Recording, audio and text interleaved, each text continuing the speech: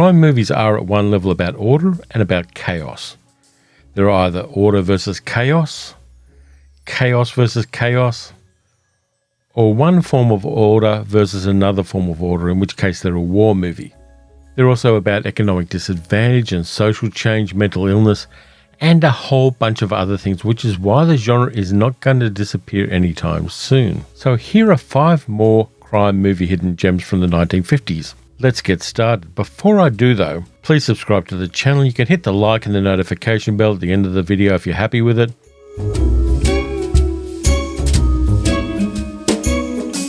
Sometimes I'm really drawn to minimalism in cinema. As much as I like epic movies with thousands of extras and sets the size of office buildings, sometimes I just want a cinematic equivalent of a 3-ingredient recipe. A simple, entertaining movie that turns a low budget into a virtue. This is one of those movies. In Murder by Contract, Vince Edwards plays Claude, a man who wants to become a contractor, a hired killer for the mob. I want to be a contractor. Have you done it before? No, sir. Ruthlessly logical in his own terms, he is hired by Mr. Moon to undertake 2 contracts, one in a barbershop and another in a hospital, where Edwards foreshadows his most famous role as television's Ben Casey. Claude has ambitions. He wants to buy a house on the Ohio River, so after doing the 2 hits, he's given a contract in Los Angeles, which will get him a much bigger payday. He's met at the train station by 2 mafiosi, George and Mark, played by Herschel Bernardi and Philip Pine, who are wary of this strange and intense hitman. With 18 days to fulfill the contract before the witness testifies in court, Claude seems to be in no hurry to get the details of who the person is and how he's going to kill them. He does touristy things and chills out. He goes to the beach, he goes to the zoo. He just hangs around and enjoys Los Angeles. Things only get intense when Claude finds out that the target is Billy Williams, a woman, and Claude doesn't like women. He calls them pigs and considers them too chaotic and unpredictable as targets. If I'd have known it was a woman, I'd have asked double. I don't like women. They don't stand still. When they move, it's hard to figure out why or wherefore. They're not dependable. And that's where things start to go wrong for him. Vince Edwards is really good as the totally batshit crazy Claude. He has a psychotic intensity that's kind of foreshadows Ben Kingsley's Don Logan in Sexy Beast. He plays with people's minds. As the movie progresses, it's clear that Claude is doomed by his own self-regard. Herschel Bernardi and Philip Pine are good as the 2 minders. Their dialogue about Claude is interesting. Claude is naive about the world he's entered, and George and Mark know the score. The other interesting character is a woman called Kathy, a sex worker who has a scene with Edwards in a hotel room that really works well. She's played by Kathy Brown, a fine actress who went on to have a reasonable career and also become the wife of Darren McGavin. The movie was shot in austere black and white by cinematographer Lucien Ballard, who has an impressive IMDb list. The score is by Perry Botkin, and it's a simple guitar riff, which underlines the low budget, but it works really well in the context of the movie. By the way, the scenes of the confrontation between Claude and his minders take place in the old Charlie Chaplin studios in Hollywood just before they were demolished. Those studios turn up in one of the other movies I'm going to talk about. Murder by Contract is a definite hidden gem. It's simple, direct, and deeply interesting.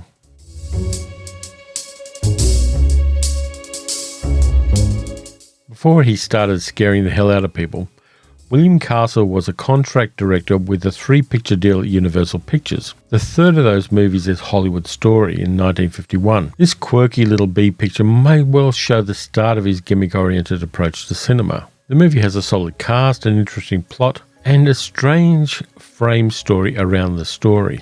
The movie starts with some street scenes along Hollywood Boulevard, and then the narration starts, and the narration is by a very secondary character, a Hollywood agent called Mitch Davis, played amiably by Jim Backus. Oh, before I forget, that's me, Mitch Davis. I'm an agent, and that's my son.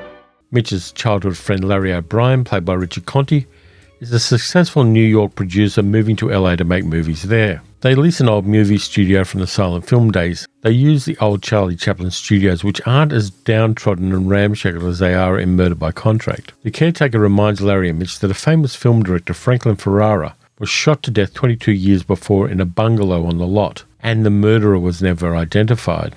Larry becomes obsessed with the murder and decides to make his first movie about it. His business partner, played by Fred Clark, is against the idea.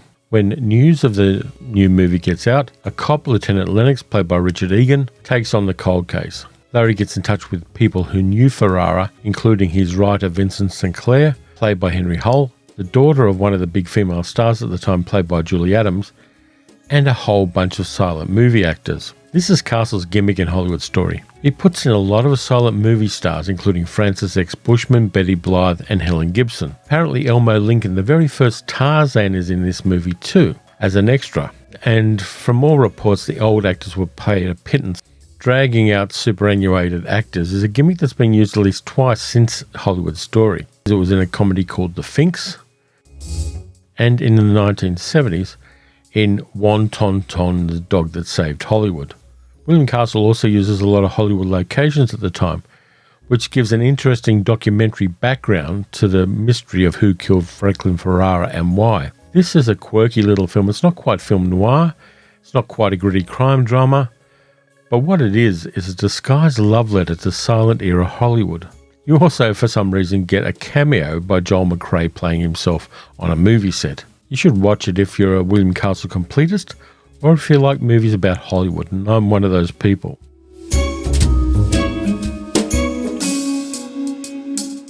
"1950 was a bad year for Mickey Rooney. His career was in a deep slump.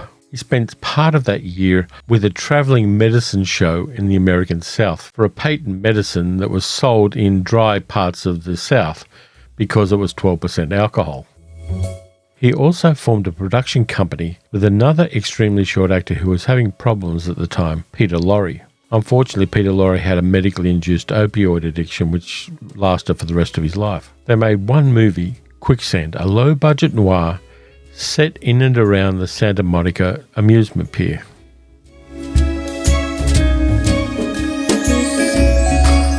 Mickey Rooney plays Danny, a garage mechanic. Danny meets a new waitress at a diner, a blonde woman called Vera, played by Jean Cagney, Jimmy's sister. Danny wants to take her out, but he's broke. So he borrows $20 from the cash register at work, believing he can pay it back before it's noticed.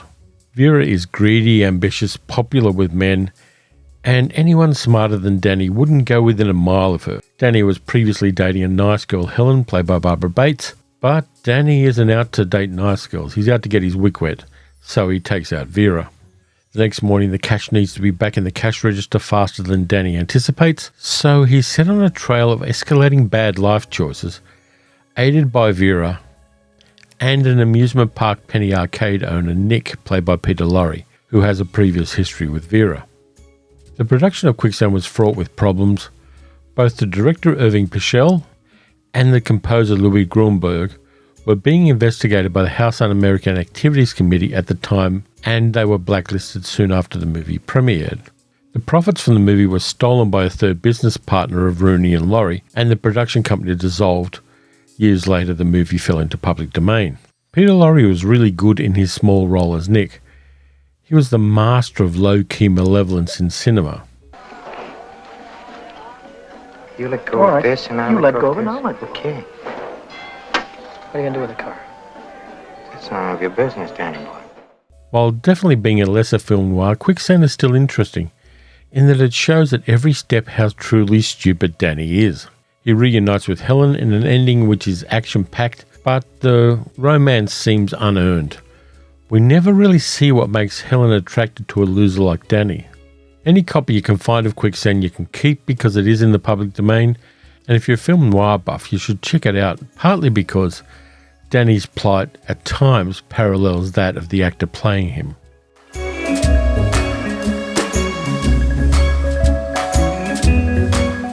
I'm going to keep the Actress of the Week brief this time, because everyone knows this actress's high points and her filmography. There are 3 basic reasons why Pam Grier is the Actress of the Week for this video.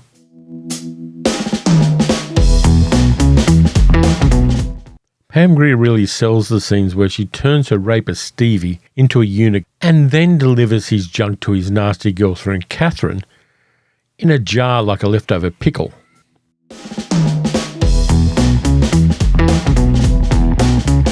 Pam's character, Hershey LaPalmas, which is a cool name because it is literally her preferred pronouns, calls out Snake Plissken for dead naming her in one of, if not the first time, a transgender character calls someone out for doing this. Except you looked a little different in those days, Carjack. You get one thing straight, Pliskin. I'm no longer Carjack Malone. Appreciates Palmas, the most drop-dead to die for number you ever laid that one eye.